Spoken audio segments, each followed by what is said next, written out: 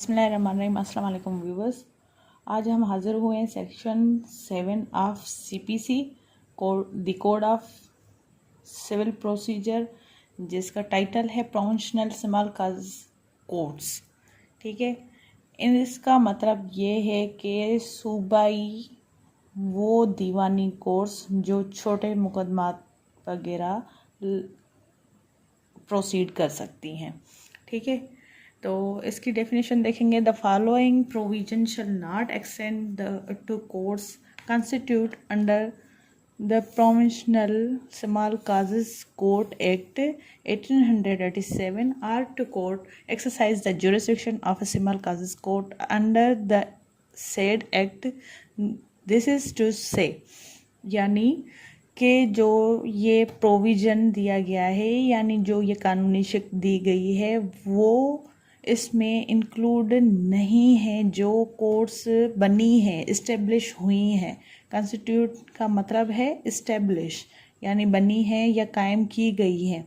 ठीक है, किसके तहत? वो जो provincial small causes of court जो कोर्ट एक्ट था 1887 वाला, उसमें उनके पास ये जुरिस्डिक्शन नहीं है कि वो जो है सिमल काजेस जो हैं छोटे मुकदमात यानी छोटे रीज़न जो हैं उनके हिसाब से वो प्रोसीड कर सकें, जो कि बताया गया है ऊपर। ये जो कोर्ट एक्ट है 1887 में बताया गया है। ठीक है, इसमें एक क्लास कहता है as so much of the body of this code is related to, जो इस कानून के प्रोविज़न में बताया गया है इस कोड के रिलेटेड कि कौन से सूट जो हैं वो इन सिमल काजेस ऑफ कोर्ट्स में नहीं चल सकते। Suit except from the cognizance of a court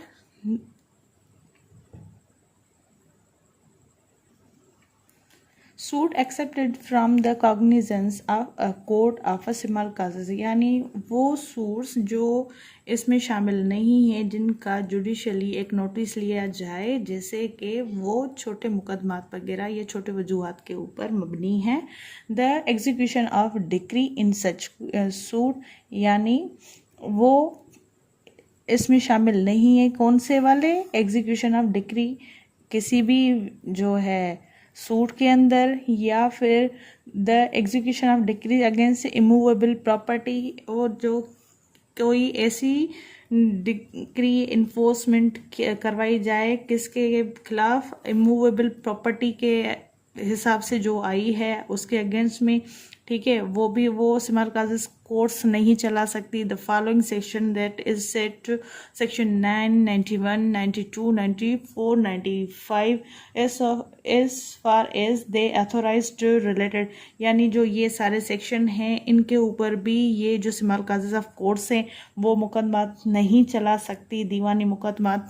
order for attachment of immovable property, या फिर कोई भी प्रॉपर्टी जो अटैचमेंट वाली है यानी जब्त करी जाए इमूवेबल प्रॉपर्टी, उसके लिए कोई ऑर्डर नहीं दे सकती। इंजंक्शंस जो हैं उनके खिलाफ भी नहीं दे सकती, यानी जो सिमल काजेस ऑफ कोर्ट्स हैं वो ये चीज़ें नहीं कर सकती। ये जो कानूनी शिक्के हैं इनके ऊपर कोई भी अपना मतलब केस नहीं, जो सूट है वो ना दाखिल हो सकता है, ना उनके ऊपर कोई प्रोसीडिंग हो सकती है सिमल काजेस ऑफ कोर्ट्स की तरफ से।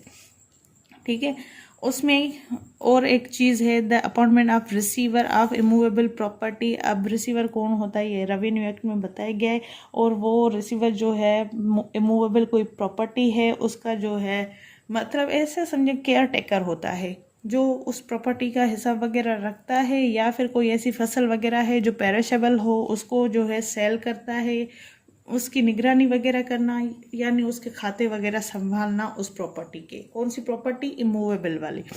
ठीक है, और the interlocutory orders referred to the class E of subsection of section 94 and section 96 to 111 and 115।